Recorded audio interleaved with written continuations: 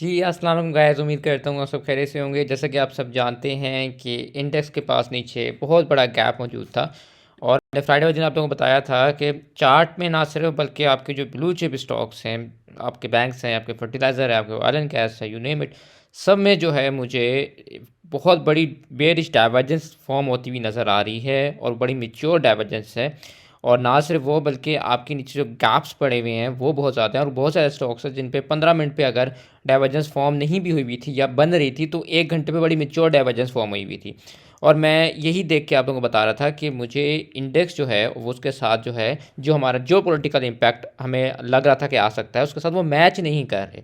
ठीक है, वो कहते हैं ना, show me the chart and I will tell you the news.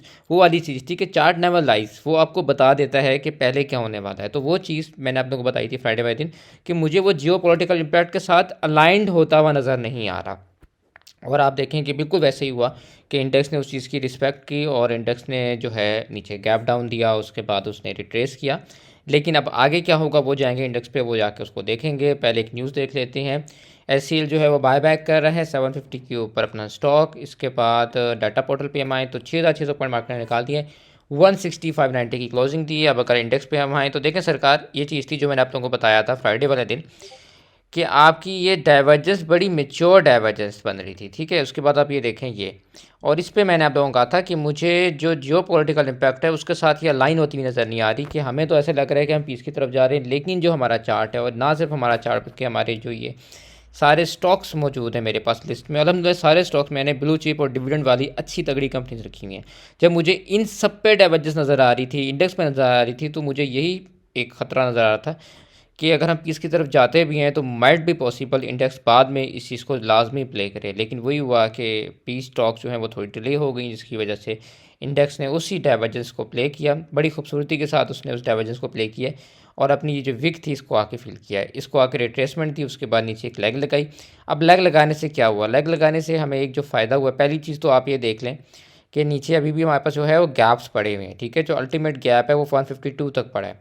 एक बात याद रखिए, हमारे पास एक जोन जो है 158 वाला है, ये वाला जोन है, इंडेक्स यहाँ से सस्टेन कर सकता है। सेकंड जो जोन है वो 155 वाला है हमारे पास। ठीक है, ये वाला जोन है। और थर्ड जोन हमारे पास ये वाला है 152 153,000 वाला। ठीक है, इंडेक्स को यहाँ में से कहीं से सिर्फ जो है रिजेक्शन लेके रिट्रेस करना चाहिए और वापस जो है अपसाइड मूव देनी चाहिए।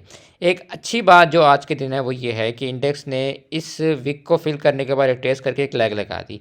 इस लेग से क्या हुआ? इस लेग से हमें ये फ़ायदा हुआ कि हमारी जो है बुलिश डाइवर्जेंस फॉर्म हो गई। ठीक है, जो कि बड़ी अच्छी बात है कि एक दिन में हमारी बुलिश डाइवर्जेंस फॉर्म हुई है। ये देखें, ये बड़ी प्यारी सी बुलिश डाइवर्जेंस फॉर्म हुई है। लेकिन एक बात याद रखें, इसमें हो सकता है कि इंडेक्स सुबह के वक्त आपको 1000-1200 पॉइंट यहाँ तक डाले, 161-600 तक, और इसके बाद जो है वापस टिप दे, इस डाइवर्जेंस को प्ले करके यहाँ से टिप दे और नीचे एक और लेग लगा दे। ठीक है, तो आप लोगों ने करना क्या है, जो भी चीज़ आप लोग लेके गए हैं, एक बात याद रखें कि सुबह के जैसे ही पंप पे आए आपने उसमें से एग्जिट करना है। चाहे आपका टीपी हिट हो या टीपी हिट ना हो, चाहे आप ब्रेक इवन हो, चाहे आपके पास उसमें जो है थोड़ा प्रॉफिट हो या टीपी हिट हो, आपने कोशिश ये करनी है कि अगर आप इंट्राडे के लिए आप कोई चीज़ लेके गए तो आपने उसमें से एग्जिट करना है, होल्ड नहीं करना।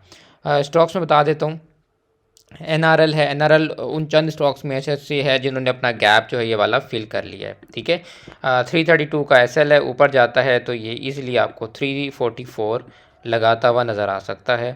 इसके बाद एमईबीएल है। एमईबीएल में क्या है, इसमें भी गैप फिल हो चुका है और यहाँ 474 का एसएल है, ऊपर जाता है तो आपको 482 लगाता हुआ नज़र आ सकता है। उसके बाद जो गैप है इसको फिल करता है तो 496 अल्टीमेट टारगेट इसका बनता है। इसके बाद माड़ी है। माड़ी में भी जो है मुझे जगह नज़र आ रही है, उसमें भी दो रीज़न्स हैं। फर्स्ट रीज़न ये है कि इसने अपना गैप फिल किया है। दूसरी बात ये है कि 638 का एसएल है, 646 चल रहा है, ऊपर जाता है 653, 659 एंड अल्टीमेट इसके पास 665 का टारगेट बनता है। ये तीन इसके जोन्स हैं जहाँ पे ये जा सकता है। इसके अलावा आप लोगों के कोई भी एनालिसिस हो, आप लोग मुझे डिस्कॉर्ड पर रब्ता कर सकते हैं, मैं लिंक अटैच कर दूँगा। मिलते हैं आपसे नेक्स्ट वीडियो में, तब तक के लिए take care and good bye.